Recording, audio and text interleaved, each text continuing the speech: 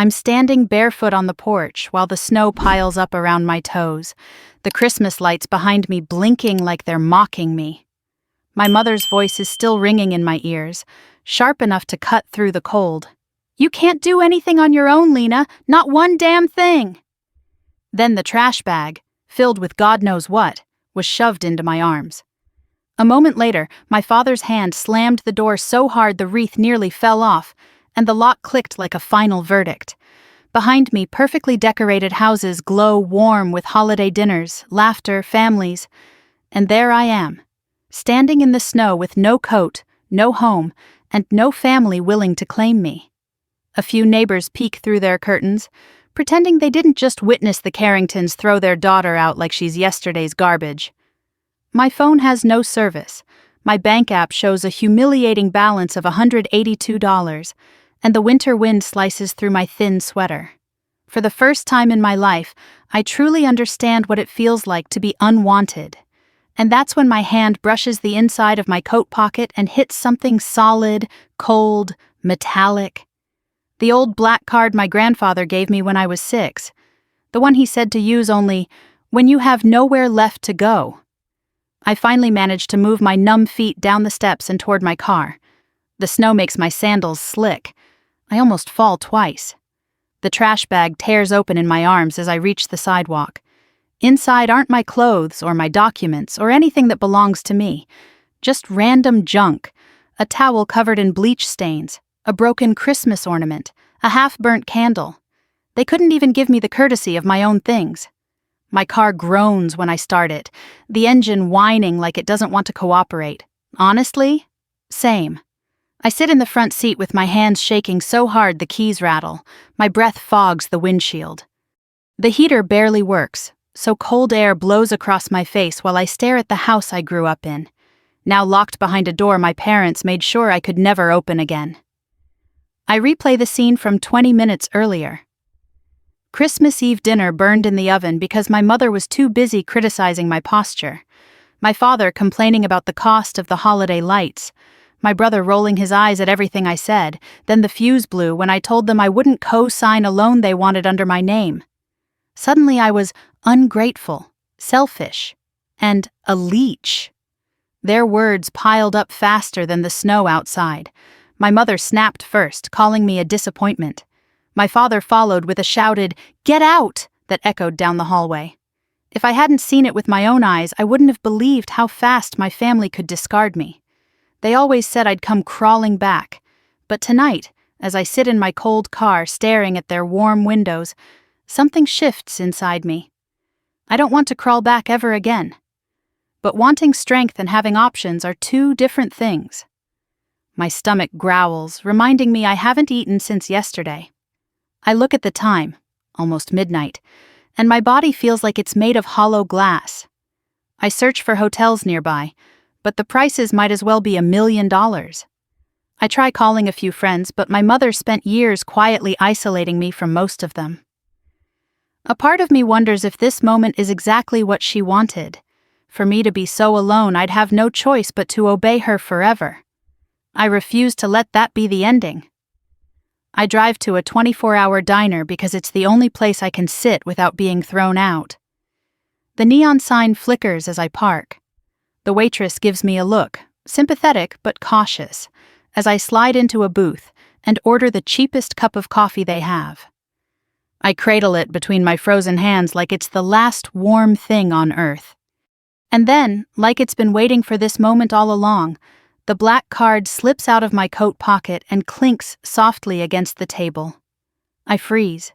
I remember the exact moment my grandfather gave it to me.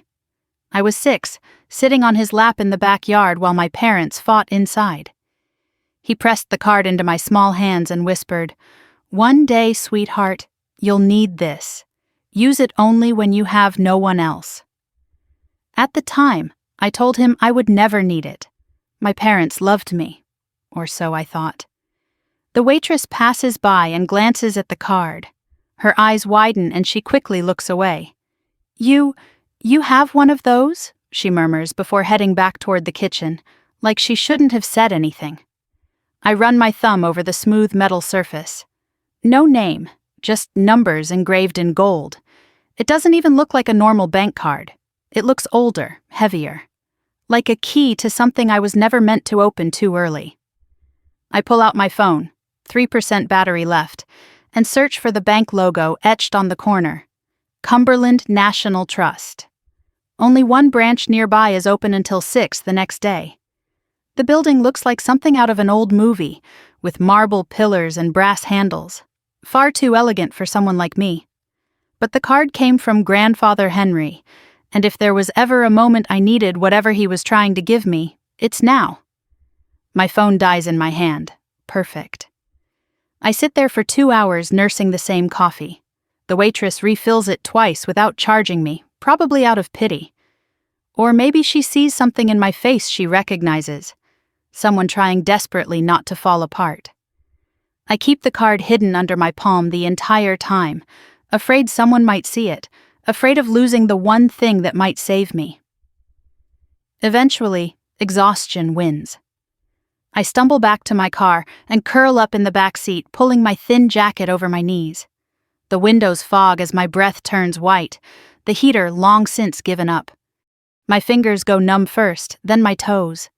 Fear creeps in, the kind of fear only people with nowhere to sleep understand. I think of Grandfather Henry again, his warm hands, his quiet smile. The way he always looked at me like I mattered. Maybe he knew this day was coming. Maybe he tried to warn me in the only way he could. "Grandpa," I whisper into the cold darkness, "I hope you knew what you were doing." The black card lies against my chest, tucked under the jacket like a heartbeat I'm borrowing. Tomorrow I'll walk into that bank. Tomorrow I'll find out whether this card is worthless, or the one thing that can change everything. For the first time since being thrown out into the snow, I feel a flicker of something warm inside me. Not hope exactly, but possibility. And possibility is enough to survive one more night. The lights inside Cumberland National Trust glow warm against the gray morning as I pull into the nearly empty parking lot, my stomach twisting so hard it feels like I swallowed a stone. I barely slept in the backseat of my car. My fingers are still numb when I grip the strange black card in my pocket, the only thing keeping me from collapsing under the weight of everything that happened last night. I sit there for a minute, engine off, breath fogging the windshield, trying to convince myself that I'm not insane for being here. But then I remember my mother's voice. "You can't do anything on your own," sharp enough to slice through bone. If I don't walk into that bank now, her words will become true. I refuse to let them become true. I open the door and step into the cold. The wind stings my cheeks as I walk toward the towering building with marble columns and brass-framed windows. It looks like the kind of place where real money lives. Old money. The kind of money my parents always pretended we came from, even though our house was financed through loans they always struggled to pay. This building doesn't belong to people like them. It definitely doesn't belong to people like me. Unless my grandfather meant what he said all those years ago. Inside, the air smells faintly of polished wood and winter coats. A receptionist in her 50s looks up from her desk and smiles the kind of polite smile bank workers always give customers they assume don't belong here. "Good morning. How can we help you today?" My voice almost catches. I need to check the balance on an old account. I have the card." I slide it across the counter. The receptionist's smile slips, not rudely, but with recognition. Unexpected recognition.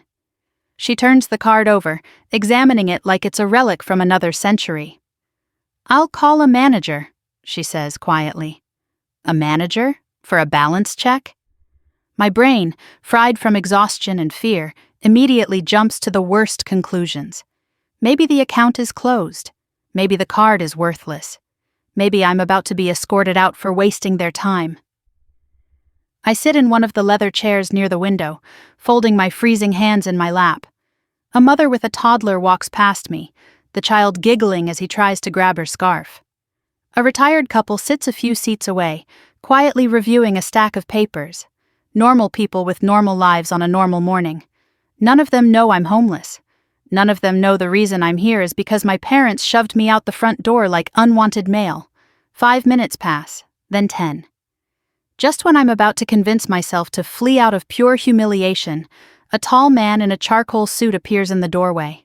He looks like he stepped out of a financial magazine. Sharp haircut, immaculate tie, expression controlled but not unfriendly. "Miss Carrington?" he says, hesitating only long enough to check my ID in his hand. "Yes," I manage. He nods. "I'm Elliot Hayes, the branch manager. Would you come with me? We need to discuss your account privately." My heart slams against my ribs. Privately, that word feels too big, too heavy.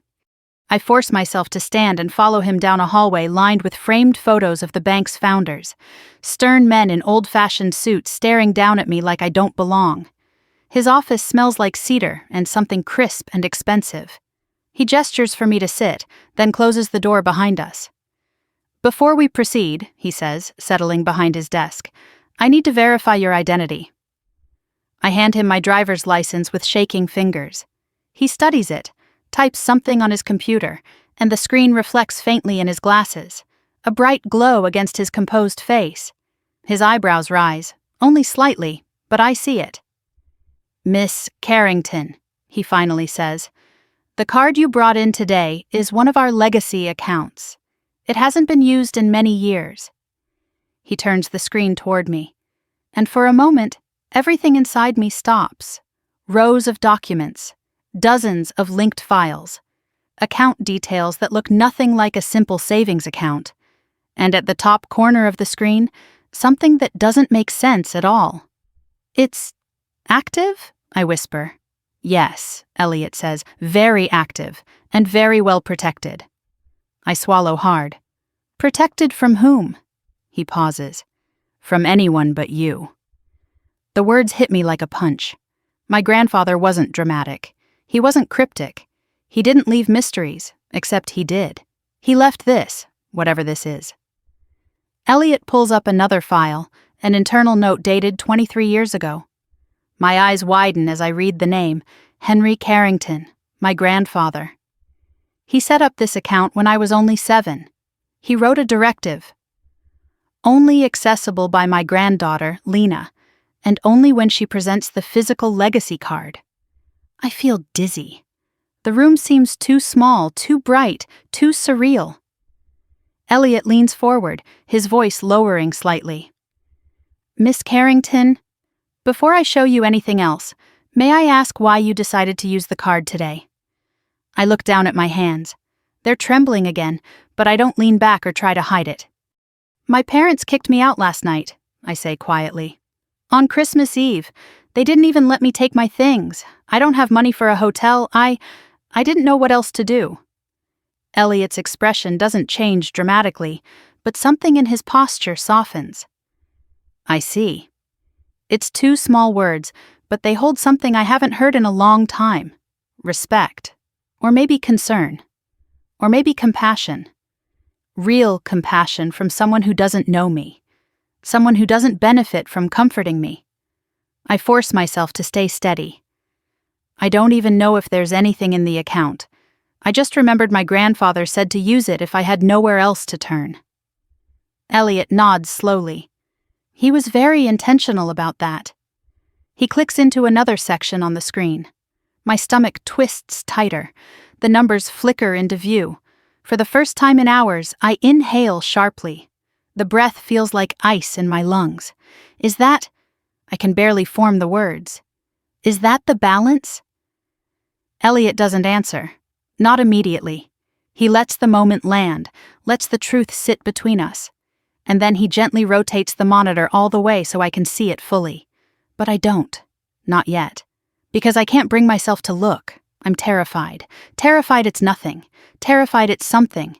Terrified of what either possibility means. Finally, I force my eyes to the numbers. And everything inside me folds. I blink rapidly, unable to comprehend the digits, the commas, the length of the balance. My pulse spikes, a roaring in my ears drowning out everything in the room. "No," I whisper. "That can't be right." Elliot's voice is steady. "It is." The air leaves my lungs all at once. My hands fly to my mouth. I gasp like someone pulled me out of deep water. Because the number on the screen isn't small. It isn't even modest. It isn't something I could explain away or rationalize. It's life-changing. It's unreal. It's impossible. I shake my head, breath hitching. My parents, they always said he had nothing. They said he lived off Social Security. They said he couldn't help me even if he wanted to. Elliot folds his hands. Your parents were not given access to this account. Ever. Your grandfather's instructions were explicit. My throat burns. My vision blurs. For years, I believed my grandfather forgot about me. For years, I believed my parents' narrative, that he didn't care, that he was confused, that he didn't love me. But he did. He loved me enough to prepare for the day they would cast me out. I press a trembling hand over my heart. I can feel it pounding, frantic and furious. I don't understand, I whisper. Why me? Why did he do all this for me? Elliot slowly opens a drawer and places a sealed red folder on the desk between us. Because he wanted you to know the truth, he says softly. All of it. I stare at the folder. My grandfather's handwriting covers the top. For Lena. When you are finally free. My chest tightens. Elliot meets my eyes. Miss Carrington, I think you should read this. And with that sentence, my entire life tilts on its axis. Elliot turns the screen toward me slowly, as if he knows the numbers on it might break something open inside me. At first, the rows of digits don't register. My brain tries to make sense of them, but I've never seen numbers that long outside of corporate scandals or tech company valuations on the news. My breath stalls. My pulse skids sideways. For a moment, I genuinely think the monitor must be showing someone else's information. Someone important. Someone powerful. Someone who isn't me. But then Elliot speaks, his voice low and almost reverent. Miss Carrington, this is your account. My heart lurches so hard it hurts. I blink at the screen again. $63.8 million. My hands grip the armrests of the leather chair so tightly my knuckles turn white. The world feels like it's tilting, as if the floor underneath us isn't marble but ice about to crack. There has to be a mistake. I can't even pay for a motel room. I slept in my car last night using a jacket as a blanket. I am the kind of person who measures grocery trips against how many days I can stretch a pack of pasta, and yet here I am staring at more money than my parents have seen in their entire lives. My voice cracks. That can't be real. Elliot doesn't smile, doesn't comfort me, doesn't sugarcoat. He simply nods once, firmly. It's real, and this is only the liquid portion.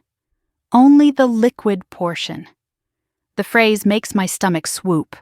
He starts clicking through tabs, each one filled with information that knocks the air out of me. Commercial property deeds, land holdings in 3 counties, stocks in companies I recognize from headlines, a partnership in a robotics firm I've definitely heard about on the news. My grandfather, the quiet man who wore the same sweater for years, who ate canned soup for lunch, who insisted coupons were the cornerstone of a wise life, owned a fortune, more than a fortune, an empire. I'm still staring when Elliot reaches to the side and pulls a red folder from a locked drawer.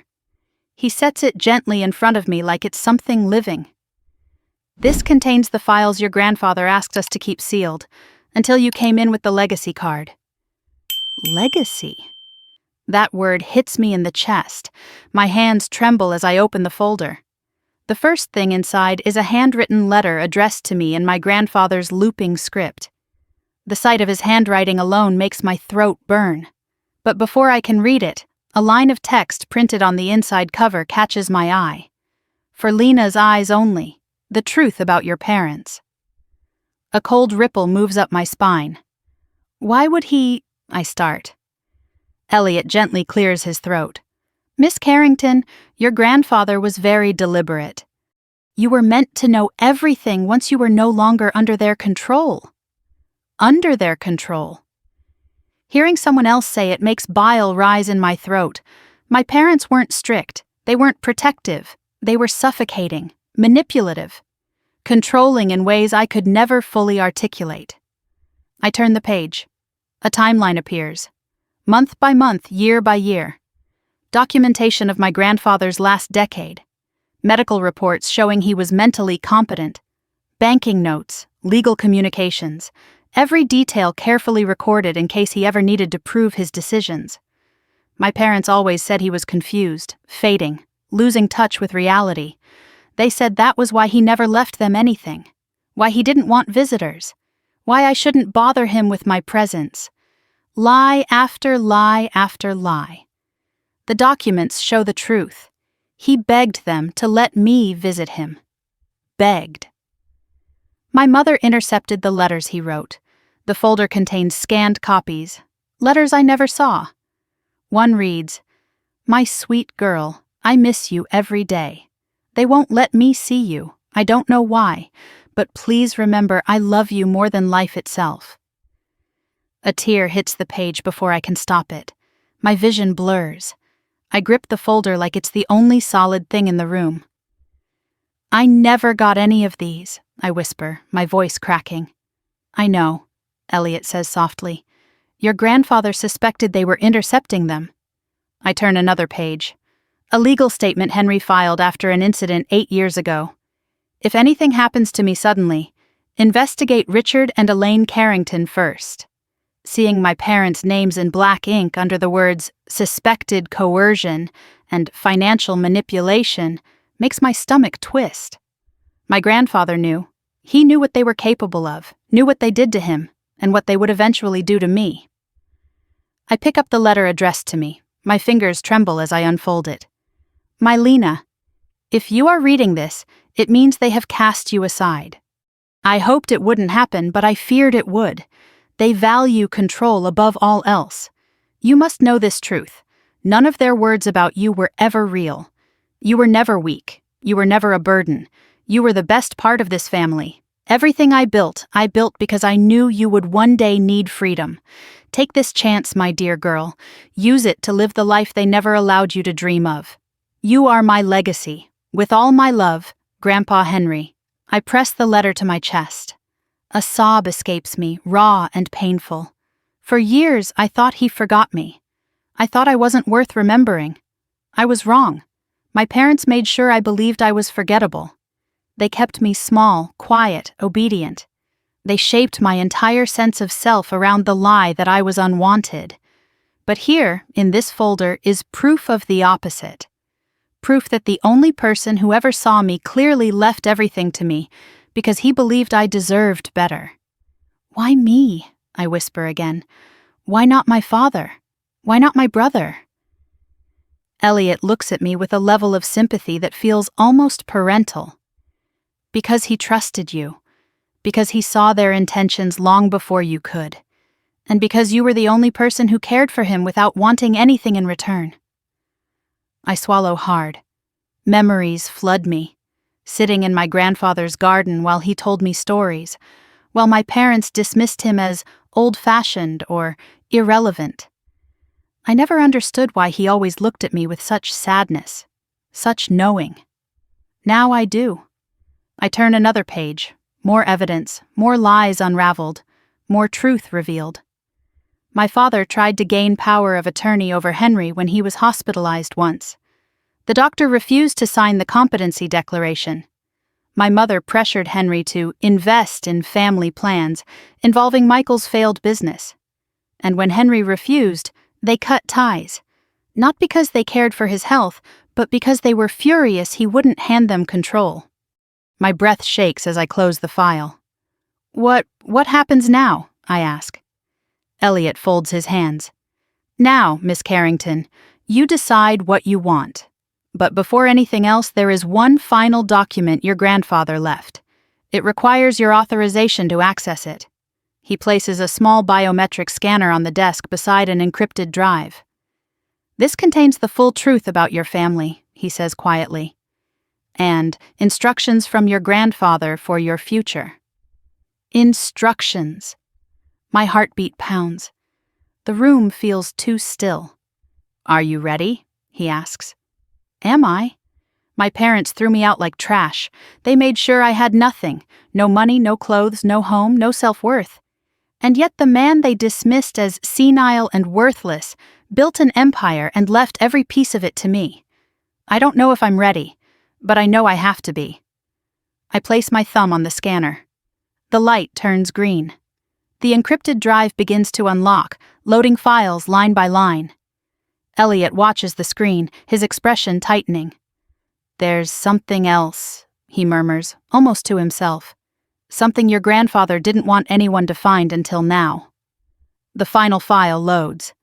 Elliot exhales, turns the monitor toward me and says, "Miss Carrington, you need to see this." The encrypted files load line by line, the cursor blinking like a pulse on a heart monitor, steady and unhurried, while my own heartbeat pounds loud enough to drown out the quiet hum of Elliot's office. I try to breathe normally, but it feels like every breath hitched in my chest. When the screen finally stops flickering, Elliot angles the monitor toward me. "Miss Carrington," he says softly, "your grandfather wanted you to see this if he ever feared your parents would harm you, financially, emotionally, or otherwise." The first file opens automatically. A title stretches across the top in bold letters, "For Lena's Eyes Only, a complete record of your parents' actions." My stomach knots. I set my hands in my lap so they don't visibly shake, but I don't think it helps. I click the first entry. A timeline appears. 10 years of dates. 10 years of carefully documented reports, emails, transcripts, and notarized statements. Every entry written or signed by my grandfather. My throat closes slowly, like someone's squeezing it. The first note begins. "My son and his wife have begun attempting to control my financial decisions." I blink, reading it twice. My parents always claimed he was forgetful. "Losing touch with the world," my mother would say, shaking her head with exaggerated pity. My father called him unstable and said I should stop visiting him because it stressed him out. But the tone of this note is steady, clear, sharp. Nothing about it is confused. I scroll. Another entry appears, this one with a scanned doctor's evaluation. Patient is fully competent. No signs of dementia or cognitive impairment. Recommending continued independent living with regular medical check-ins. I feel like falling through the chair.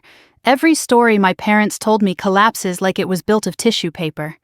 They said he couldn't manage his money anymore. They said he was embarrassed to see me.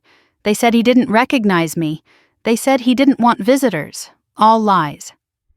The next set of files are letters, written in my grandfather's familiar looping handwriting, each addressed to me, each dated during a period when my parents told me he didn't want to see anyone. My breath catches. There are dozens. I click the first one. "My dearest Lena, I've written to you twice without a reply. I assume your parents are not giving you my letters." A sound slips out of me. Half gasp, half wounded noise, the kind I didn't even know I could make. I feel 10 years old again, sitting on my childhood bed wondering why I mattered so little. I click another. "I asked them again today if you could come visit. They said you were too busy. I hope you know I would drop everything to see you if I could." A tear falls onto the desk. I wipe it away quickly, embarrassed, but Elliot remains respectfully silent, as if he's seen grief take many forms and understands this one. Another document loads automatically, this one not a letter but a transcript. Meeting record, Cumberland National Trust. Attending, Henry Carrington, Estate Manager, initials EH, Compliance Officer. My grandfather's voice comes through faintly in the audio file, shaky only because of age, not confusion. "My son and daughter-in-law attempted to have me declared mentally incompetent today. They brought in papers they wanted me to sign. I refused." I stopped the audio, hands trembling harder. My parents tried to take his finances, tried to control him. They did the same thing to me in every way that didn't require a bank signature. "When was this?" I whisper. Elliot clicks to the date. 9 years ago. The year I graduated from high school. The year they forbid me from visiting him for his own good. It wasn't for his good. It was because he stood between them and access to his money. I scroll again. More documents, more proof. A physician's note. Adult children appear motivated by financial gain, not concern for the patient's well-being. Recommend legal barriers be reinforced. My pulse is so loud it thuds in my ears. Elliot shifts slightly in his chair. Your grandfather was very clear that you were the only person he trusted. I swallow hard. Why didn't he tell me any of this? Why didn't he warn me? He tried, Elliot says gently. Your parents cut off all channels of communication. I close my eyes. They didn't just isolate him. They isolated me from him, from the one person who truly loved me. I turn to the next section, labeled Attempted Financial Takeover, Incident Record.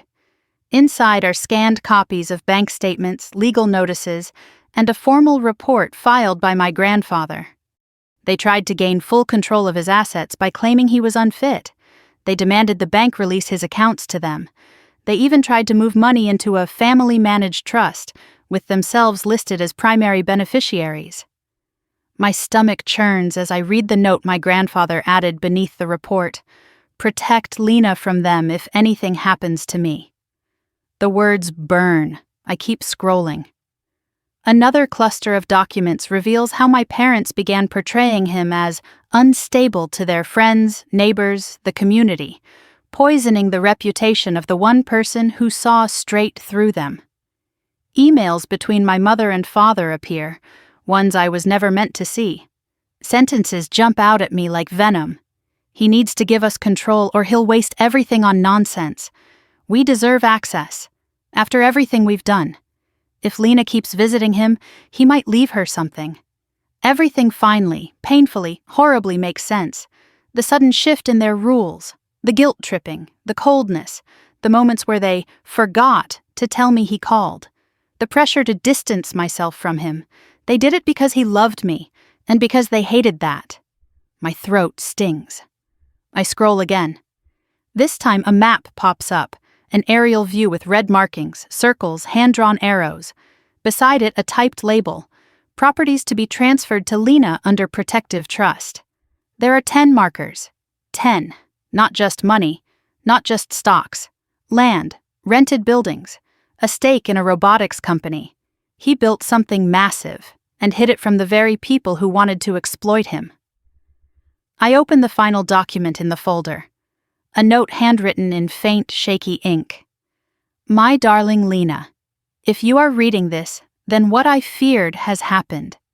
They have done to you what they tried to do to me. Do not let them back into your life. They will only take and take and take until there is nothing left of you. Use what I've left you to build a life of your own choosing. You have always deserved more than they ever gave you. I'm sorry I couldn't protect you more. But I prepared everything so that when they showed who they truly are, you would finally know who you truly are. Not their child, not their burden, not their failure. My legacy. Henry. I'm shaking so hard I can barely hold the letter. For years I thought I was unwanted, a disappointment, a problem, a burden too heavy for my parents to tolerate. But none of that was true. They weren't pushing me away because I was unlovable. They were pushing me away because they were terrified of what I might inherit, both financially and emotionally. What I might know. Who I might become. The door behind me clicks softly as Elliot stands. There is one more step, he says, voice still gentle. Your grandfather created multiple layers of protection to access the sealed vault containing the rest of his instructions, legal, financial, and personal. We need your biometric authorization. My head spins. There's more? Yes, he says. Much more. I look at the black card on the desk. The strange weight of it. The way it hums with something like memory. My whole life I believed the story my parents fed me.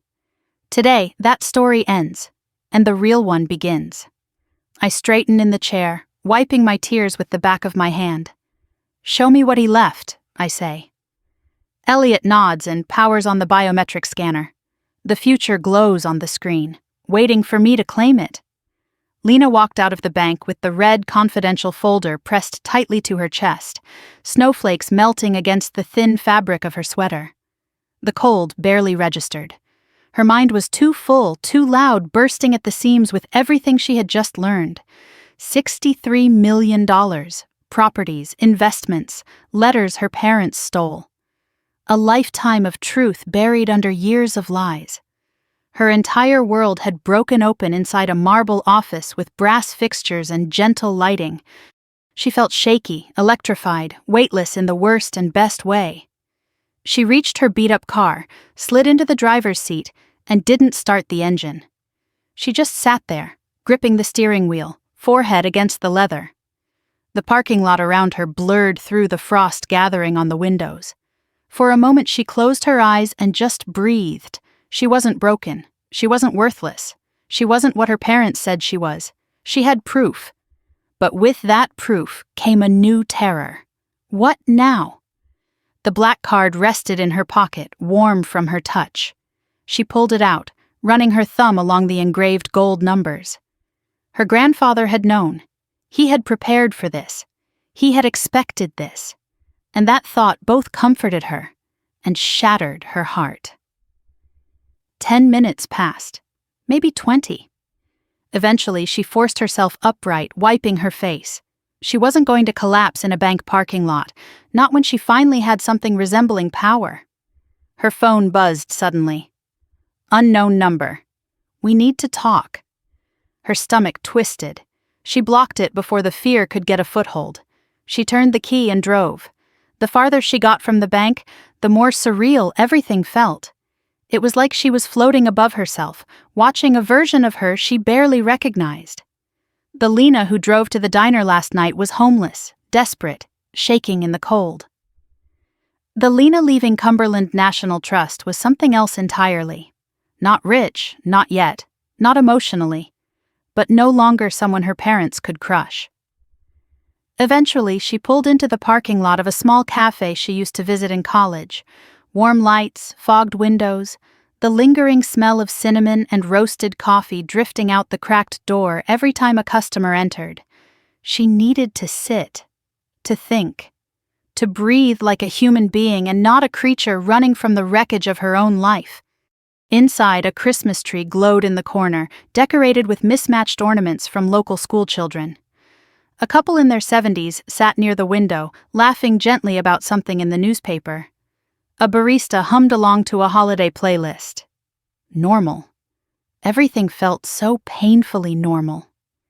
Lena slid into a booth, her hands still trembling as she opened the red folder. The documents inside were organized, neat, curated by someone who loved her enough to plan for a future she didn't know she needed. But this wasn't everything. Elliot had mentioned another meeting. Someone else. She checked her phone. A voicemail from the bank. Miss Carrington, this is Elliot. Before you leave town today, please return to the branch. We need to complete the estate disclosures with our senior specialist. It's important. She shut her eyes, exhaling shakily. Important was an understatement. 20 minutes later, she was back in the marble lobby, snow melting off her boots. Elliot met her immediately, his expression more serious than before. He introduced her to a woman with silver hair, warm eyes, and a voice like steady oak. Miss Carrington, she greeted, offering her hand. I'm Marjorie Keene. I managed your grandfather's accounts for 22 years. Lena blinked. You knew him well? Marjorie's gaze softened. He was one of the most thoughtful clients I've ever had. He spoke about you constantly. The words hit so hard Lena almost forgot to breathe. Marjorie led them to a private conference room. Papers were already spread out across the table. Property maps, valuation reports, legal notes, investment summaries, and another box, smaller, locked. This, Marjorie said, touching the lid gently, was left in our care for you, but it required 2 forms of authorization, one from you, one from your grandfather. My grandfather passed, Lena whispered. Marjorie nodded. He provided a pre-recorded authorization video. "We'll use your biometric ID to complete the verification." Lena stared down at the box, her chest tight. This wasn't just money, this was intention, a legacy, protection, love. "Are you ready?" Marjorie asked. Lena nodded, even though she wasn't ready at all. The scanner beeped. A green light flashed. The lock clicked. When Marjorie lifted the lid, Lena felt the air thrum. Inside were keys. Dozens of them, each tagged with a neat handwritten label. A storage facility number, a farmhouse address she didn't recognize, a commercial building, something labeled Carrington Lot Do Not Sell, and a sealed envelope with corporate logos she traced with her finger in disbelief.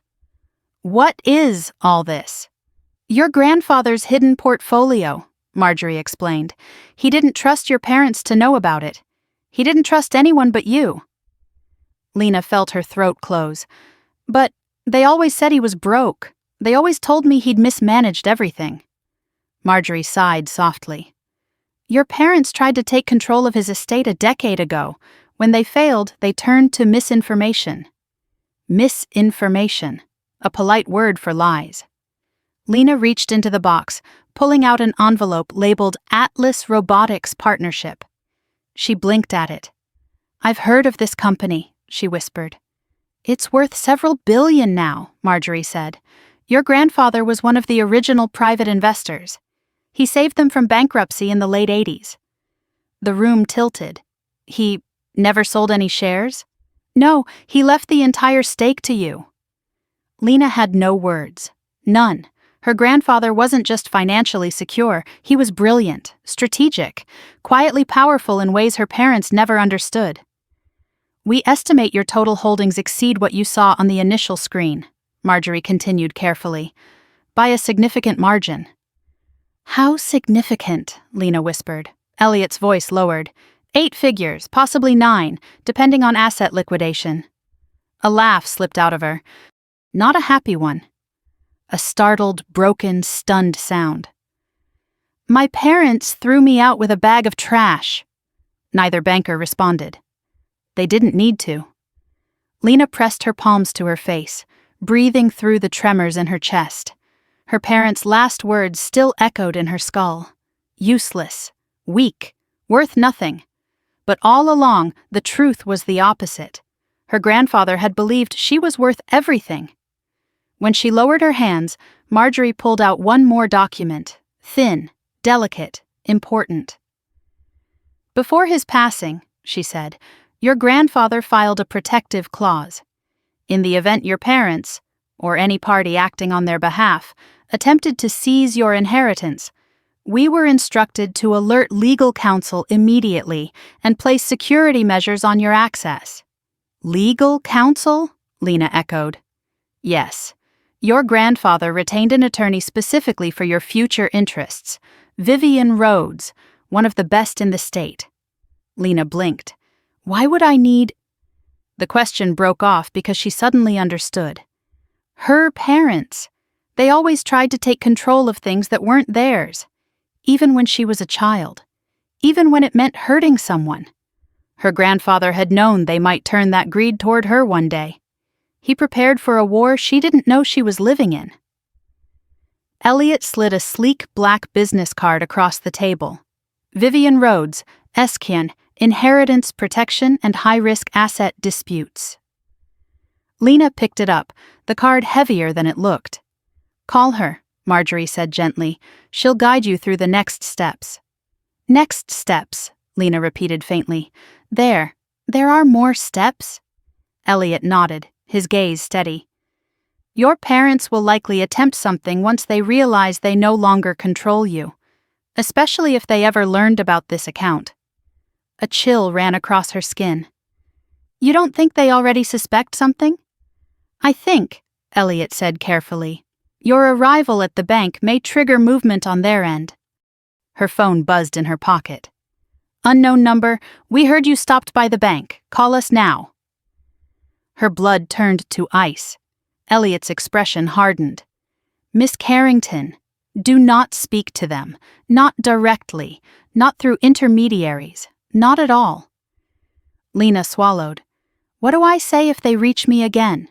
Marjorie answered calmly. You say nothing. Lena closed the folder gently. She didn't feel powerless anymore. Terrified, yes. Overwhelmed, absolutely. But powerless, no. Her grandfather had given her a path out of the life her parents tried to trap her in. He had laid out the truth, brick by brick, for her to follow. She stood. Set the meeting, she said, gripping Vivian's card. I'm ready. Elliot nodded once approvingly, and as Lena walked out of the bank into the falling snow, the world didn't feel so impossible anymore. Hard, yes. Dangerous, absolutely. But she finally had something worth fighting for. Her life, her freedom, her future, and she wasn't giving any of it back. I'm sitting in my car outside the cafe with Vivian's business card still warm in my hand, the world tilting in slow circles around me.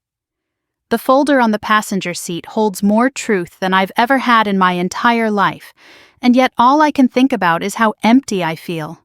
Not of hope, of energy, of breath, of strength. My body feels like it's running on fumes after 2 nights of fear and no sleep. I'm telling myself to move, to stand, to get out of the car and drink something with sugar in it, but my limbs feel heavy and uncooperative. When I finally pull the door open, my legs wobble. I step out onto the sidewalk and the cold air steals whatever is left of my balance. My vision tunnels. The world shifts sideways. I hear a door chime behind me, and before I can brace myself, everything swoops. A pair of hands catches my arms before I hit the ground. Hey, hey, easy, you okay? The voice is deep, steady, and startlingly calm. I blink up and see a man with warm brown eyes, a dark coat, a doctor's ID still clipped to his pocket like he just walked out of a hospital shift.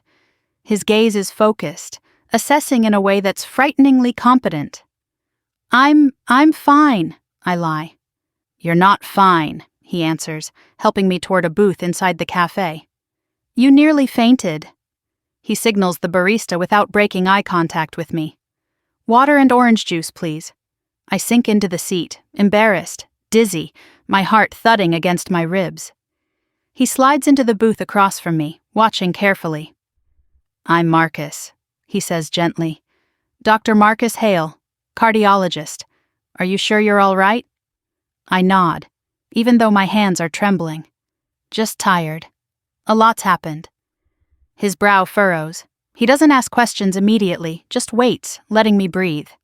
There's something disarming about him, not comforting exactly, but grounding, like he's used to talking people off emotional ledges. The drinks arrive. I take a sip of the orange juice, the sugar hitting my bloodstream like a jolt. Thank you, I whisper. Marcus nods. Do you have someone you can call? A friend? Family? A bitter laugh slips out. Not family. He doesn't push. Then someone else? I shake my head. My throat tightens. Maybe it's the exhaustion. Maybe it's the fact that, for once, someone is asking if I have support instead of telling me I'm a burden. He leans forward slightly. Look, I don't know what happened to you, but you look like someone who hasn't eaten or slept in too long, and you're shaking like you're freezing. I slept in my car last night, I admit quietly. His expression softens with something like sorrow. Then let me ask a different question. Are you safe now? The calmness in his voice catches me off guard. Because am I? I'm not sure anymore. I thought my new apartment would be a fresh start. Then I thought being thrown out of my parents' house would be the worst thing that could happen. Then I found out everything I knew about my grandfather was a lie. Now the truth sits heavy in my bag, and the danger feels close. Too close. I don't know, I whisper. Marcus doesn't look shocked the way some people would. He just nods once, as if confirming a diagnosis he already suspected. All right, tell me what you need. The question unravels something inside me. No one's ever asked me that. Not my parents, not my brother, not anyone who was supposed to care. My throat tightens. I need a place to think. I need to figure out my next steps. Then let's start with getting you warm and fed, he says. Everything else can come afterward. He signals for a menu even though I didn't ask for one. I try to protest, but he holds up a hand. I'm not doing this out of pity, he says gently. You just nearly collapsed. Let a doctor worry about you for 10 minutes. I nod because arguing feels impossible. As I sip the orange juice, Marcus studies me with the kind of quiet attention that feels more like a blanket than an interrogation. You look like someone who's carrying too much by yourself, he murmurs. I swallow hard. My parents kicked me out, last night. His face shifts, anger flickering briefly before he reins it back. I'm sorry, he says softly. No one deserves that. The simplicity of the statement makes my eyes sting, because that's what I needed to hear last night, that I didn't deserve it. Not silence, not coldness, not the sound of the deadbolt sliding into place while snow soaked my socks. I take another shaky breath. They threw out a trash bag and said I could take whatever fit. It wasn't even my stuff. Marcus exhales sharply through his nose. That's cruel. He doesn't sugarcoat it. He doesn't make excuses for them. He doesn't say they were stressed or emotional. He calls it what it is, cruel. And somehow, hearing someone else name it makes the truth settle deeper in my bones. When the food arrives, scrambled eggs and toast, my hands tremble again.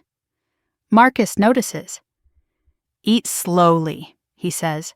Your blood sugar tanked. I nod and take a bite. Warmth spreads through my chest, thawing something I didn't realize had frozen. Do you have a place to stay tonight? He asks, once I've eaten enough to feel human again. I'll figure something out, I mumble, even though I have no idea where I'll go. He sighs quietly, not frustrated, more like concerned. I know you don't know me, and I'm not asking for details you're not ready to share. But if you need somewhere safe, the hospital lobby is open 24/7. Security is always present. You won't be alone. I look up at him, surprised. Why are you being so nice to me? He smiles softly, but it's a sad smile. Because 5 years ago, someone had to be kind to me when my world collapsed, and it saved my life. His grief is quiet, but unmistakable. A woman he loved. Gone. The shadow of her still sitting beside him in the booth. I'm sorry, I whisper. Me too, he says quietly, but kindness doesn't have to end with the people we lose. Silence settles between us, not awkward, not heavy, just real. When I finish eating, I gather my things to leave, but Marcus stops me with a gentle touch on my sleeve. Wait. He pulls a pen from his coat pocket and writes something on a napkin. His handwriting is steady, neat. If anything happens, if you feel unsafe, or dizzy again, or just need someone to check in, call me. No pressure, no expectations. I stare at the napkin. His name and number look unreal. I don't want to drag anyone into my mess, I whisper. He stands as I do, adjusting his coat. Lena, sometimes life throws us into storms we didn't ask for. Letting someone stand next to you isn't dragging them in. It's surviving. My throat tightens again. I slip the napkin into my pocket next to my grandfather's black card. Thank you, I breathe. He holds the door open for me. Take care of yourself, and please, be careful. I nod and step into the cold.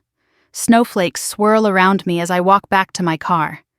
The warmth of the cafe fades behind me, but something else remains, a steadiness I didn't have before.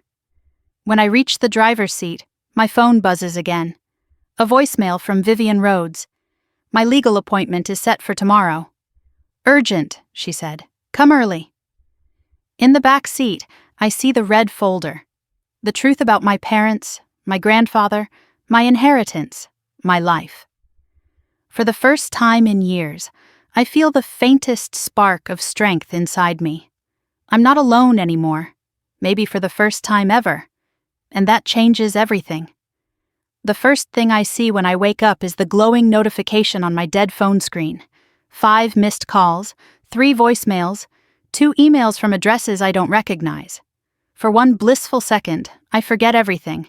My parents, the court paperwork Vivian prepared, the truth about the inheritance, but then the dread slides down my spine like ice water. I turn the phone back on. The messages load slowly. Unknown email. You stole something that belongs to us. Call immediately.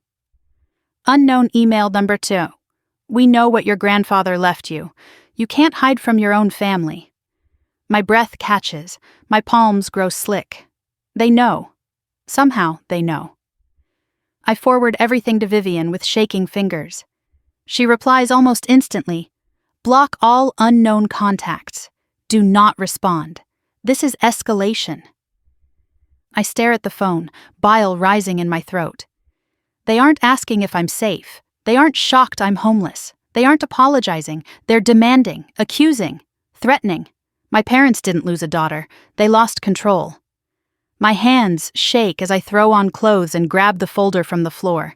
Every step feels unsteady, like I'm walking into a storm I barely understand. Before leaving the hotel room, my phone buzzes again.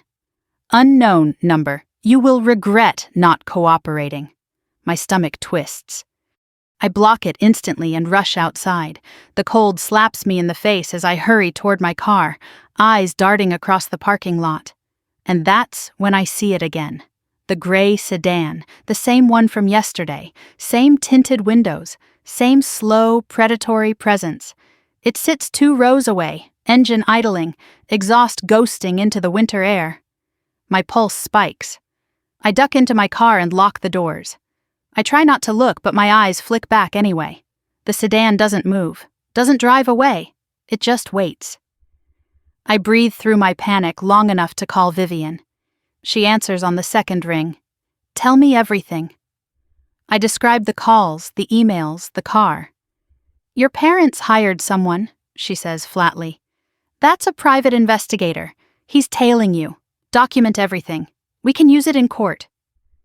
I grip the steering wheel tighter. Why would they send someone after me?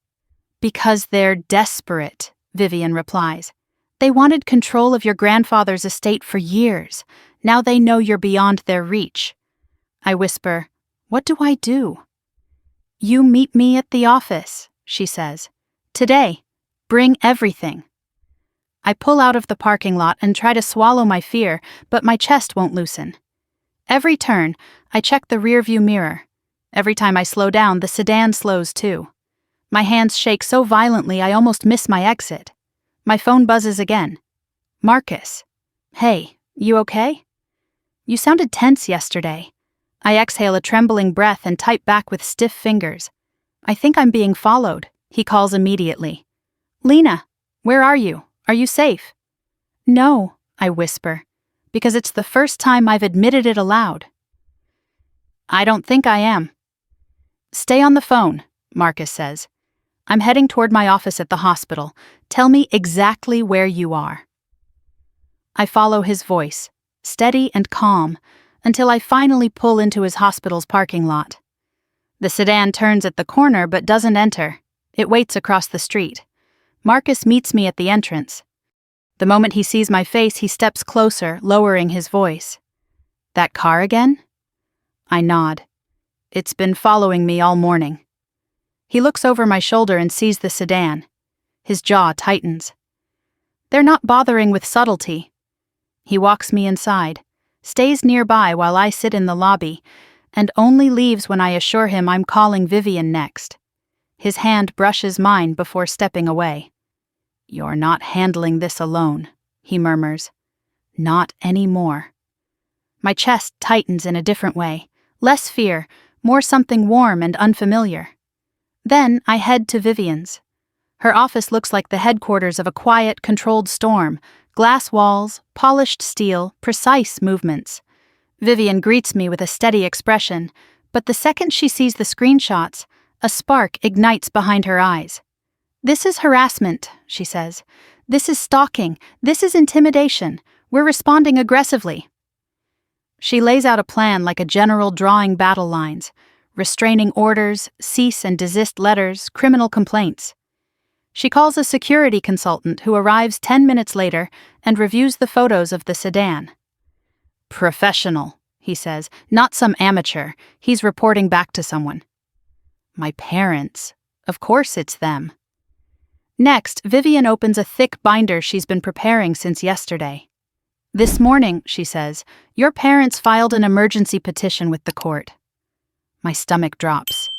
What kind of petition? They're trying to claim you are mentally unstable and unfit to control assets. The world tilts. What? I choke out. They're saying I'm... Vivian taps the page. Predictable tactic. They're attempting to build a narrative. I stare at the words on the page, my name next to phrases like delusional tendencies and emotional instability and concerns for her decision-making. A cold shiver runs down my spine. My entire life, I whisper. They said those things to me. Exactly, Vivian replies. They groomed you to believe it so they could weaponize it now. My eyes burn. Every memory with them suddenly feels sharper, clearer, more sinister. Vivian places a hand over mine, firm but gentle. We will destroy this petition. I nod, even though my throat is tight. We go over documents, messages, evidence, every lie they told, every threat they made. Vivian gathers everything into a binder labeled L. Carrington, abuse file. It's time you see your life clearly, she says. No more fog. Her confidence is a buoy in a sea of panic. The meeting ends with instructions. Stay in public places, document everything, avoid being alone at night. As I leave her office, the sky is darkening, the early winter sunset casting long shadows across the street. My breath fogs in the cold air. I pull my coat tighter around me. Halfway to my car, I see movement to my right, the gray sedan, parked at the corner, engine running, lights off, watching. I freeze, panic skittering through my veins. Before fear can swallow me, a voice calls out, "Lena!" I jump, turning toward the sound. Marcus stands across the sidewalk, coat half-zipped, keys in his hand. "I thought I'd swing by and check," he says softly. "You didn't answer my last text." The relief is so immediate and overwhelming, my knees nearly buckle.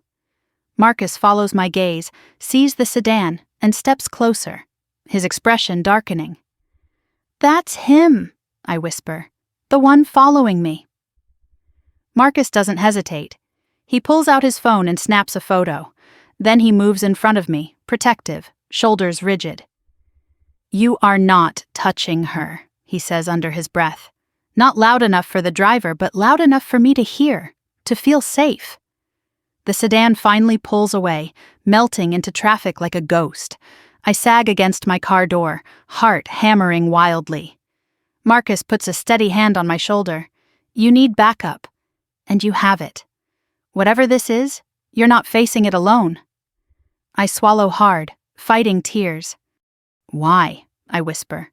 "Why are you doing this for me?"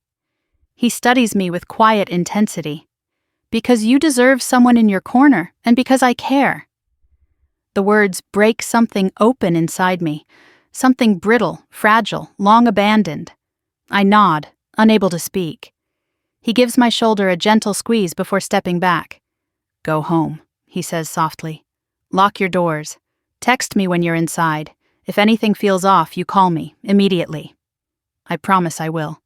But when I get back to my hotel room, there's a package at my door. No return address, no label, just a plain brown box. My stomach churns. I pick it up with 2 fingers like it might explode. Inside, there's no object, just a single sheet of paper. You can't hide. We'll get back what belongs to us. My hands tremble so hard I almost drop it. I text the photo to Vivian. Her response is immediate. "He's escalating. We're filing for an emergency restraining order tomorrow morning. Lock your door. Do not open anything else." I sit on the edge of the bed, breathing in short, sharp bursts, the note crumpled in my fist. For the first time, I understand something terrifying. My parents aren't going to stop, but neither am I. Not anymore. The judge's gavel hits the bench with a sharp crack that echoes through the courtroom, and suddenly every molecule of air feels too thick to breathe. I grip the edge of the table so tightly my fingers ache. Vivian stands beside me, calm and terrifying in her navy suit, her presence radiating the kind of controlled power my parents never imagined I'd have on my side. Across the aisle, my mother adjusts her pearl necklace with a trembling hand while my father stares at me like I'm a stain he can scrub off the family name. They look smaller than I remember, desperate, cornered, and still somehow arrogant enough to think they can win. "All parties are present," the judge says. His voice is clipped, like he's already annoyed. This is the emergency hearing concerning the petition filed by Richard and Elaine Carrington regarding the mental fitness of their daughter, Lena Carrington. My father sits straighter, smoothing his tie. My mother puts on her trembling lip, ready to weaponize tears. I brace myself. Their attorney, a thin, sharp-featured woman who looks like she eats broken rules for breakfast, steps forward first. "Your Honor, we are here today out of deep concern for our daughter. She has displayed increasingly erratic behavior, made impulsive financial decisions, and—" "That's a lie," I whisper, but Vivian touches my arm lightly. "Wait." "And has recently gained access to funds set up by her grandfather while in an emotionally unstable condition," the attorney continues. "We fear she is being manipulated by outside influences and is not mentally capable of managing such assets." My mother dabs at her eyes delicately. Fake. All of it. Vivian stands, her movements precise. "Your Honor, we are prepared to respond to all allegations, including evidence of stalking, harassment, and financial manipulation committed by the petitioners." The judge's gaze sharpens. "Proceed." Vivian begins with a stack of documents. First, medical reports from Mr. Henry Carrington's physicians, confirming he was fully competent when he established the legacy trust for my client. She hands them to the bailiff. My parents stiffen. "And next," Vivian continues, "security footage from Cumberland National Trust from 9 years ago, showing the petitioners attempting to coerce an elderly man into signing over control of his estate." My father jerks upright. My mother gasps softly. Their attorney tries to object, but the judge silences her with a raised hand. The footage plays on the courtroom monitor. There's my father, face twisted with frustration, pointing at a stack of papers. My mother hovering behind him, her lips thin with anger. And my grandfather, calm but unyielding, refusing to sign anything. The courtroom is dead silent. Vivian continues.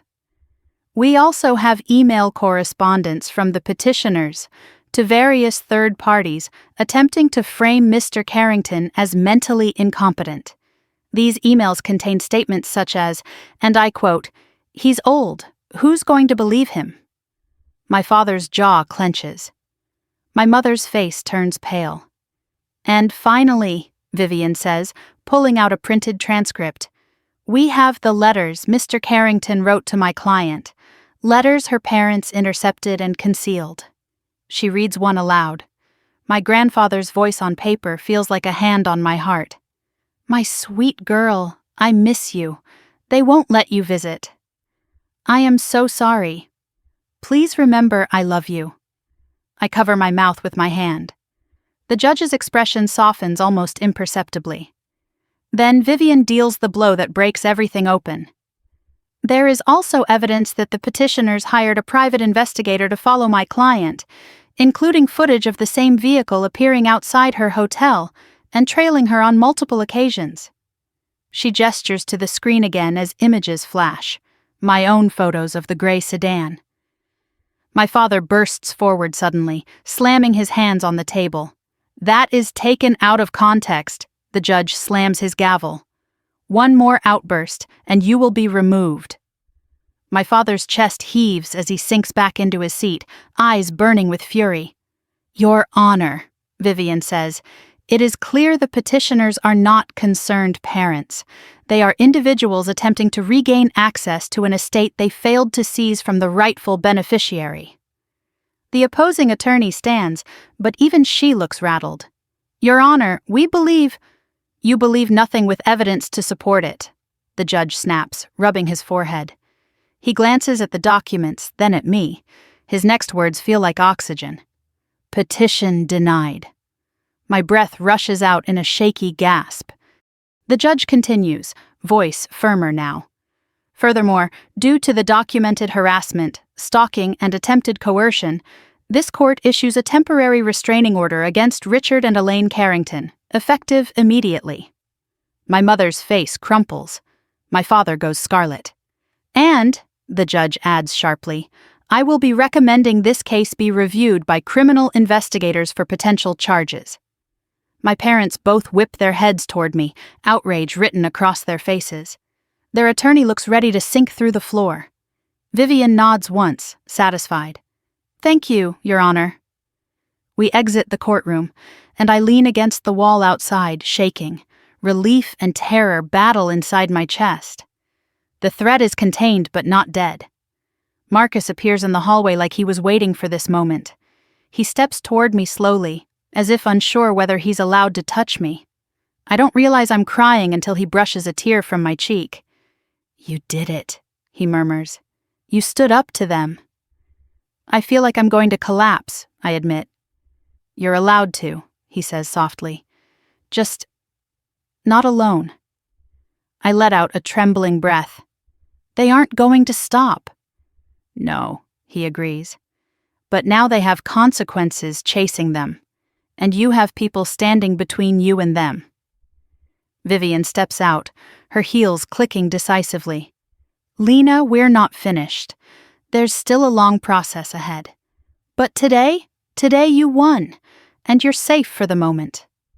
Safe, a word I haven't felt in years. Marcus takes my hand gently. Come on, let me walk you to your car. We step outside into the brittle winter air. The gray sedan is nowhere in sight today. Maybe, finally, the law scared them back into whatever shadows they came from. But as I reach my car door, my phone buzzes again. A new message. No number, no name. Enjoy your freedom while it lasts. My blood runs cold. Marcus sees my expression and takes the phone from my hand. When he reads the message, his jaw tightens in a way that sends fear and comfort warring inside me. He looks up slowly. They're not done, he says. Neither am I think. Not anymore. He hands me back my phone. We'll tell Vivian. We'll file it. We'll fight everything they throw. I nod, swallowing hard. I survived the hearing. I survived the exposure of a decade of lies. And with every new threat, every new attempt to pull me back under their control, something inside me hardens. My parents started a war, but I'm finally learning how to fight. The snow falls heavier the next morning, blanketing the streets in a cold, muffling quiet that somehow makes everything feel more dangerous.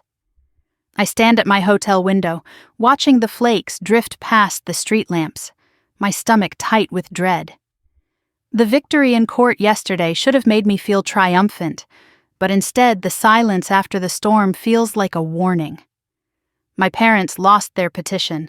They were exposed, cornered, and people like them only lash out harder when they're backed against a wall. My phone buzzes with a text from Vivian. Police found evidence the PI tampered with your mail. Meeting at my office at 10. Don't come alone. Stay visible. I stare at those words longer than I should. Don't come alone. It shouldn't make me emotional, but it does. Someone is thinking about my safety. Not in a controlling way, not in a guilt-tripping way, just care. A second text comes through. Marcus. Good morning. Are you up? How are you feeling? I can drive you to Vivian's if you want. I exhale slowly, my chest loosening. I type back before I can overthink it. Yes, please. By 9:30, he's knocking gently on my hotel door. When I open it, he takes one look at me and frowns. You didn't sleep again, he says softly. Hard to sleep when someone may be trying to break into my life. He doesn't hesitate. He lifts his hand and squeezes my shoulder. Let's go. The drive to Vivian's office is quiet at first. The world outside is cold and untouched.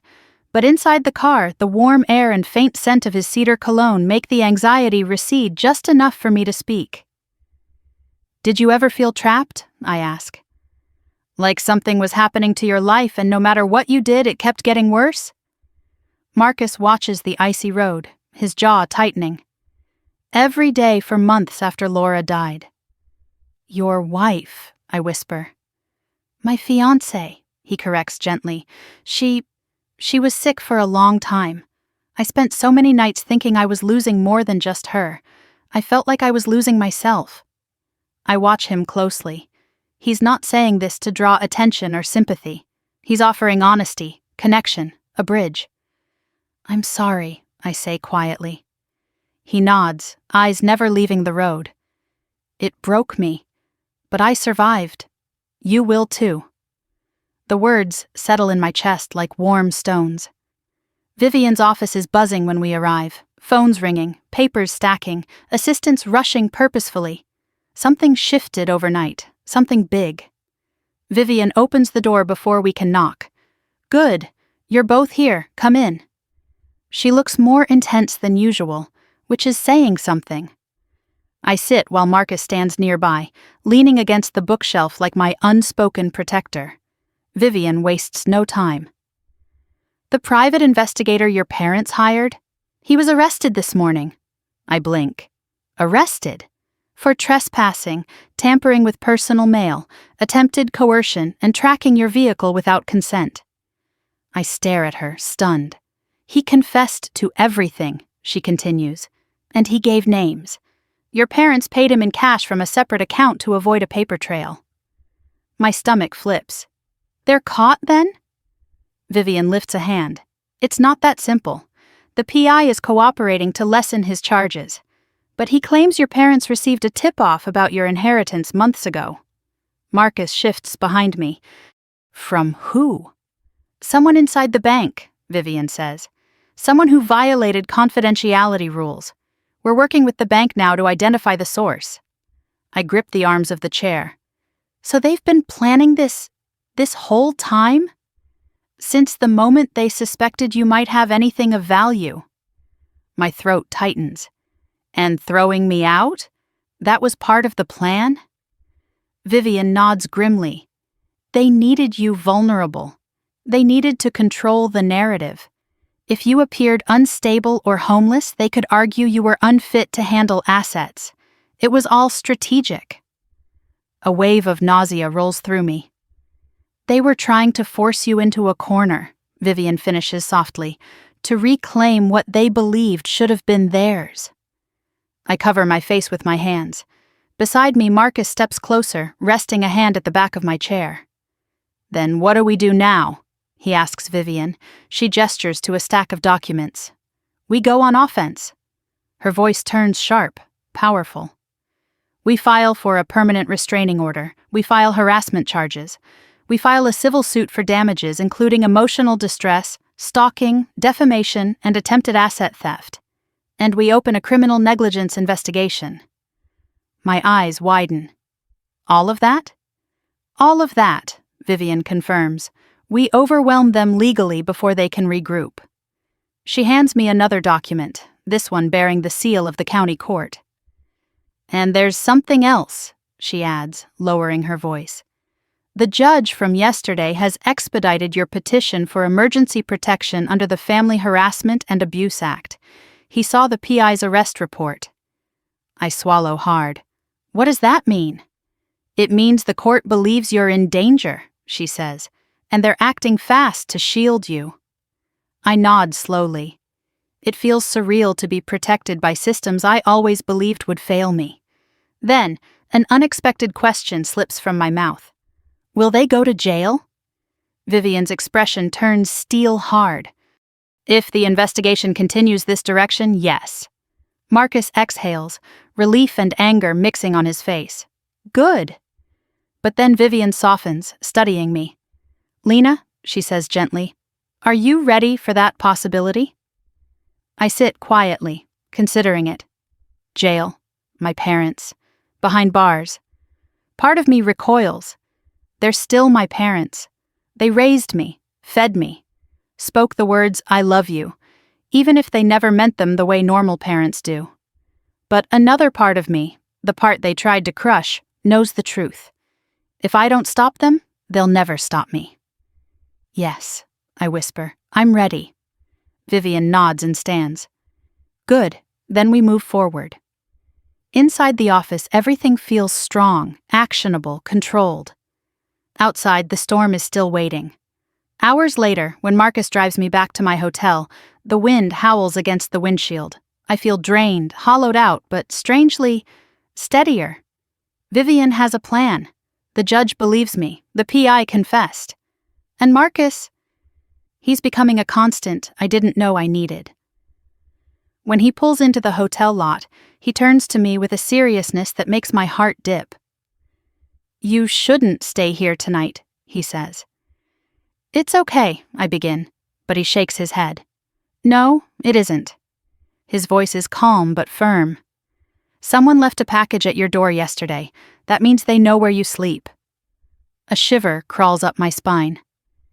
Come stay at my place, he says gently. Just for tonight. I have security cameras, a doorman, and a 24-hour desk. You'll be safe. My heart twists. Not with fear, something else, something warm and frightening. I don't want to be a burden, I whisper. He steps closer, voice soft. Lena, you're not a burden. You're someone I care about. Deeply. My breath catches. He holds out his hand. Come with me. And for the first time in my life, I reach for safety instead of running from fear.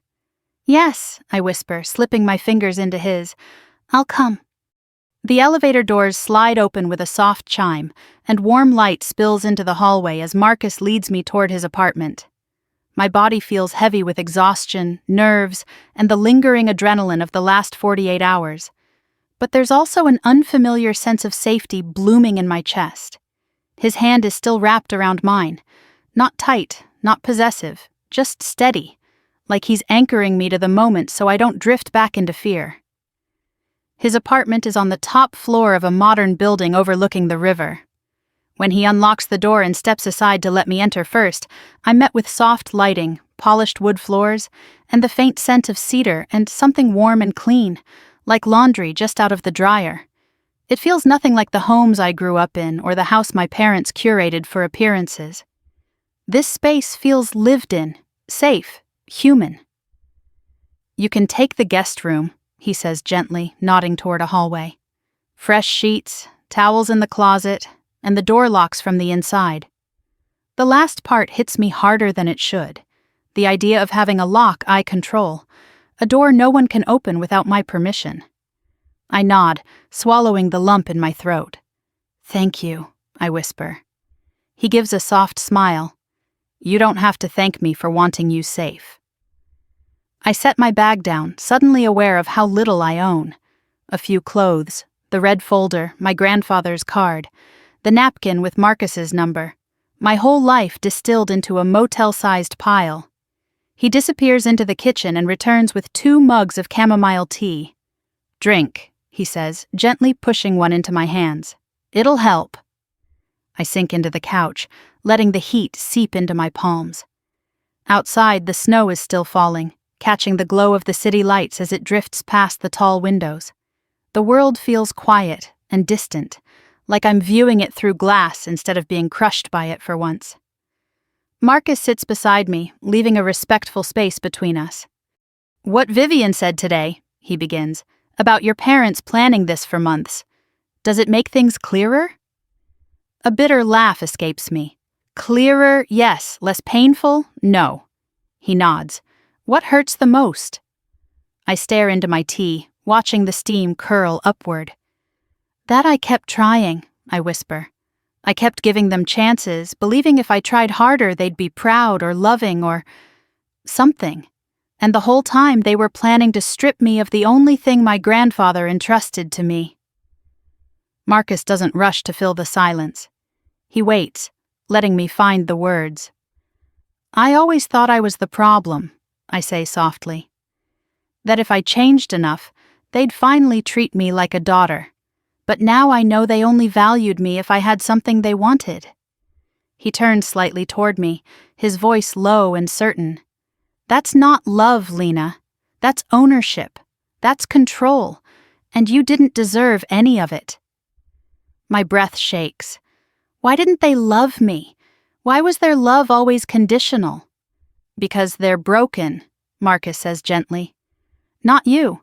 You were just the easiest target. The truth of it sits heavily in my chest. I lean back against the couch, closing my eyes. Can I ask you something? Marcus murmurs. I nod.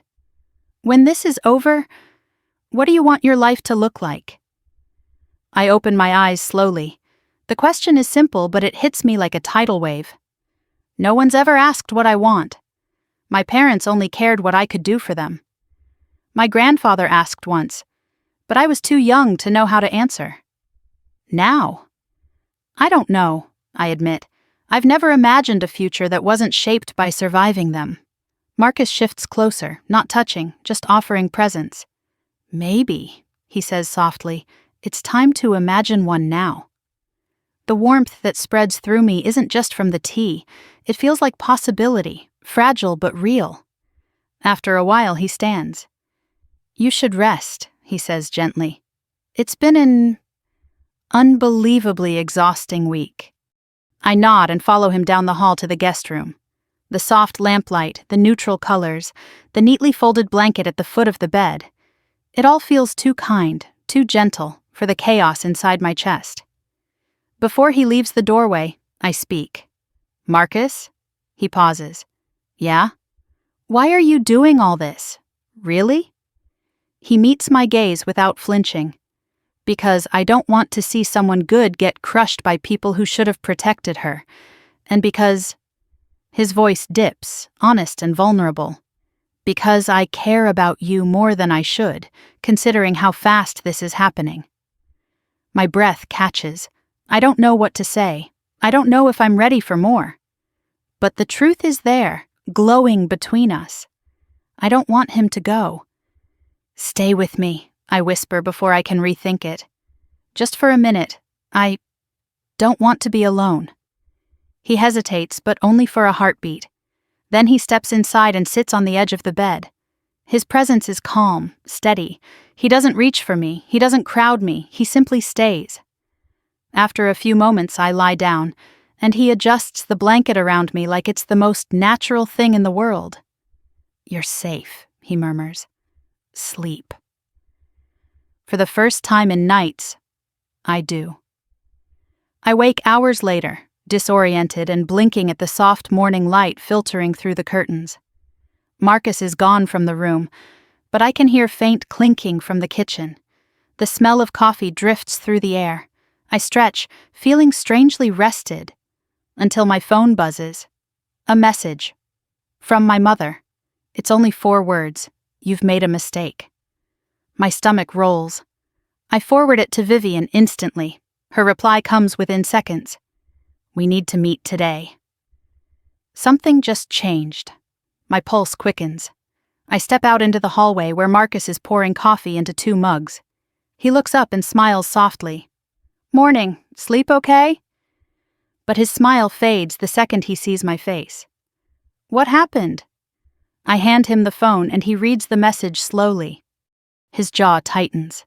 They're shifting to a new tactic, he says quietly. That's a warning. I nod, swallowing hard. I don't know what they're planning, I whisper, but I can feel it. He sets the mug down and steps closer, his voice steady. Then we'll face it together. And for the first time in my life, the word together doesn't feel like a trap. It feels like hope. The conference room at Vivian's office is already buzzing when Marcus and I arrive. But the moment Vivian sees us step inside, she shuts the door and lowers her voice to a tone that raises every hair on my arms. Your parents made their next move. My pulse jumps. What did they do now? Vivian spreads a series of documents across the table. Printouts, screenshots, legal forms. The atmosphere feels heavier today, darker. Like the storm that's been building for weeks is finally starting to crack open. They filed a petition with family court claiming you exploited a vulnerable elder, she says calmly. Too calmly. I grab the back of a chair to steady myself. What? They're accusing you of manipulating your grandfather for financial gain, she continues, claiming you coerced him into leaving you the estate. That's insane, I breathe. I didn't even know he had an estate. Yes, Vivian cuts in, but truth doesn't matter to them. Control does. And this strategy is designed to muddy the waters and trigger an investigation. Marcus steps closer to me, bracing my back with a supportive hand. They're trying to weaponize the system again. Vivian nods. This is their most aggressive move yet, and the most dangerous. My head spins. How is this even possible? Because the petition triggers automatic review, she says, meaning social services and the state could open an inquiry into your grandfather's medical records, financial activity, and potentially your actions. I grip the edge of the table, feeling the world tilt. I didn't do anything wrong. Of course you didn't, Vivian says firmly, and we're going to prove it. But first, she lifts a thin folder from the pile and hands it to me. These are the emails your parents sent to their attorney last night. We subpoenaed them. I open the folder. The words blur for a second before snapping into sharp, brutal focus. She'll break under pressure. She always did. Once the investigation starts, she'll crumble. We need her unstable. We need her emotional. We need her alone. My breath catches in my throat. They wrote those words. About me, their daughter. My hands shake as I clutch the papers. Marcus takes them from me gently before they slip from my grasp. Vivian presses on, voice sharper now. They are actively discussing ways to make you appear mentally unfit, including sending people to observe your behavior in public places. My stomach twists. They're trying to bait me. Yes, Vivian says. They want you to snap, break down, anything that can be used against you. A cold chill sweeps up my spine.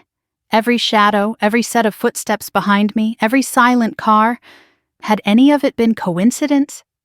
Vivian leans forward, voice low and intense. Listen carefully, Lena. You cannot react to anything, not in public, not online, not in private messages. They want you emotional, don't give them what they want. I nod slowly, but terror churns in my chest. Is this supposed to scare me into giving up? I whisper. Yes, she says, and because you didn't give up, they escalated. Marcus jumps in, jaw tense. What if they try something physical? The PI was bad enough. Vivian lifts a hand. We're maximizing your legal protection.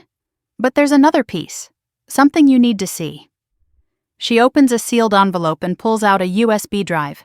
She plugs it into the projector. A video appears on the screen. My grandfather. Frailer than I remember. Sitting in a wooden chair near the old farmhouse window. The timestamp reads 3 months before he died. A lump forms in my throat. He begins speaking slowly, voice raspy but clear. If you're watching this, my dear Lena, then the time has come. Marcus moves closer, his hand finding mine. Vivian stands beside the table, silent. My grandfather continues. I know your parents. I know what they did to you. I know how they treated you and what they want from me. And from you. That is why I have done everything quietly. That is why this account and the properties are in your name and no one else's. My throat tightens painfully. You were the only one who ever visited without wanting something. You were the only one who spoke to me like a human being instead of a wallet. Tears prick the corners of my eyes.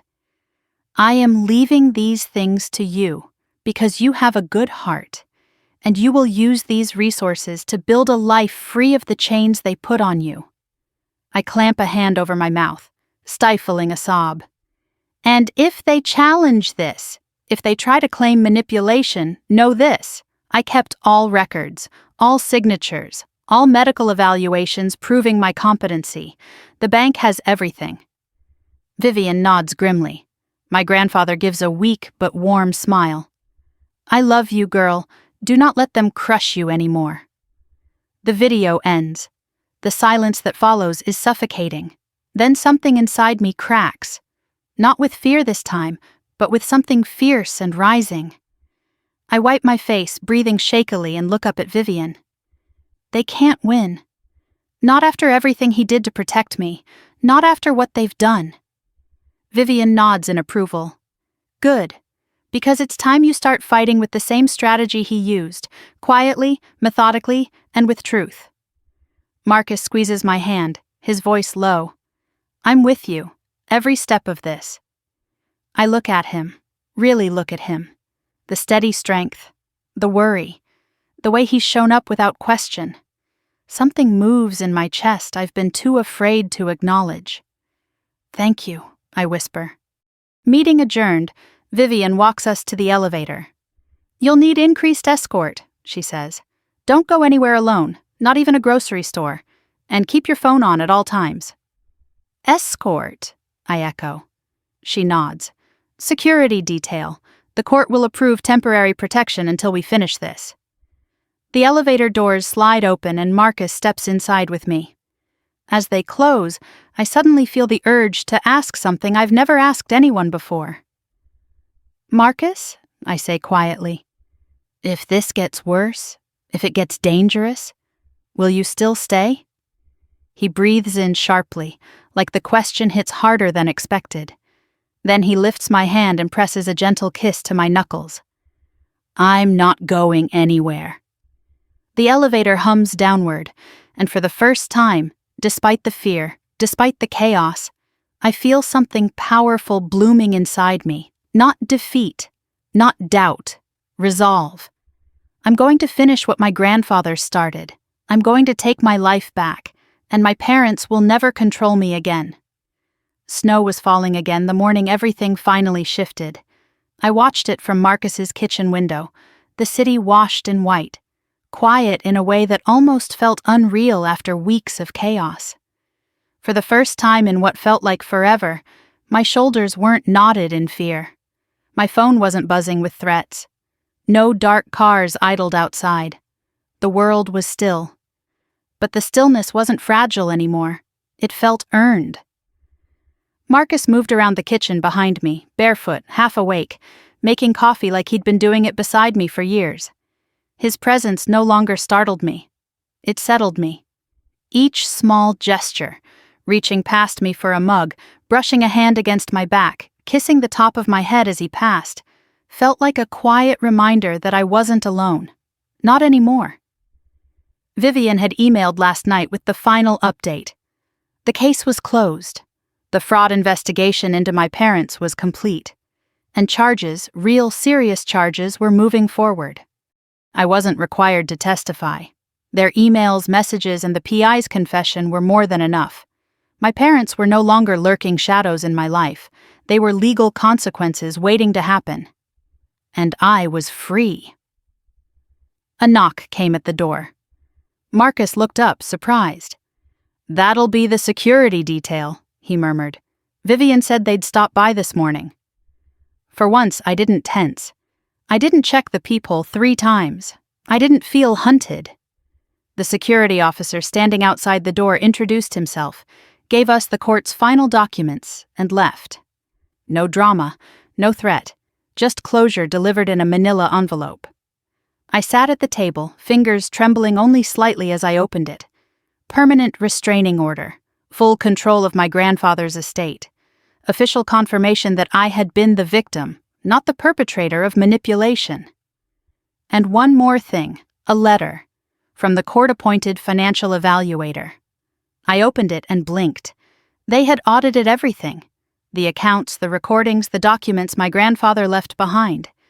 And they'd discovered more investments, more assets, more property my parents didn't even know existed because my grandfather had hidden them too well. I let out a strangled laugh. Marcus looked up. "Good news?" "He left me more than we thought," I whispered. "A lot more."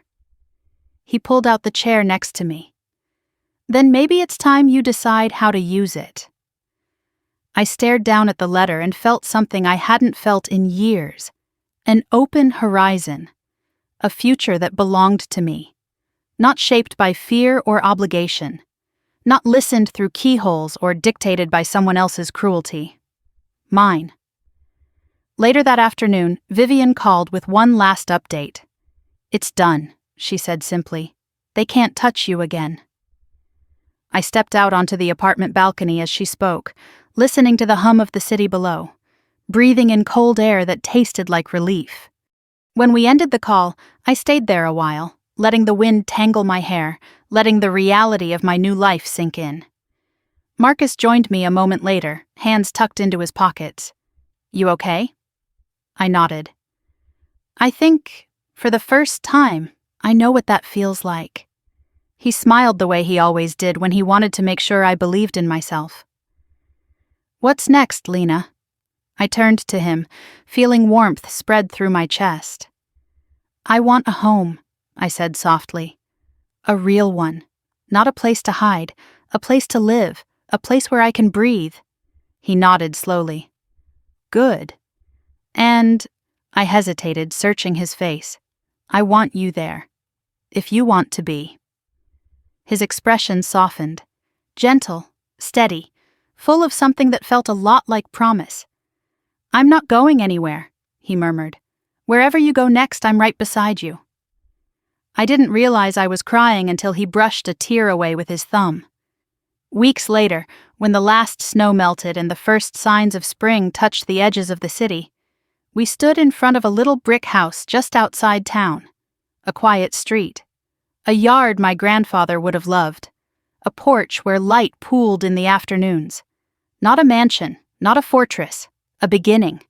A symbol of everything I'd built for myself. Freedom, safety, peace. Inside, we painted walls, unpacked boxes, and built a life. Marcus filled the kitchen with laughter and music. I filled the shelves with books and the windowsill with plants. The security system was state-of-the-art, not because I lived in fear, but because I finally valued myself enough to protect my future. And sometimes, when the sun slanted right and the world felt particularly gentle, I could almost feel my grandfather in the house with me, watching over me the way he always wanted to. I visited his grave one morning in early summer. The air was warm, and the flowers I brought rustled softly in the breeze. "You were right," I whispered, "about all of it. Thank you for believing in me before I ever learned to believe in myself." I laid the flowers down and rested my hand against the cool stone. "I'm okay now," I said. "I'm finally okay." As I walked back to my car, I felt lighter, stronger, whole. And when I got home, my home, Marcus was waiting on the porch, smiling the way someone smiles when they know they've found the place they're meant to stay. If you've made it this far, thank you for sharing this journey with me. If you've ever felt trapped, betrayed, or underestimated, I hope my story reminds you that your worth isn't defined by the people who fail to see it. Drop a comment and let me know where you're watching from, and don't forget to like and subscribe so you never miss a new chapter. There's more to come, and I'd love for you to stay with me as we keep moving forward, together.